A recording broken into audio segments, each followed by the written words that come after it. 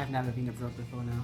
I originally didn't want to go, but I thought to myself, I couldn't let this opportunity pass. So when I've been abroad before, it's just holidays, so this is a different type of atmosphere and environment this time.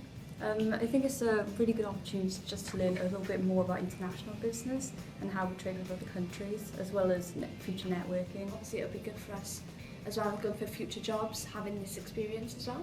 I'm hoping to go to university to study human resources. I'm hoping to do the CIPD level 7 after that and then get a job in HR.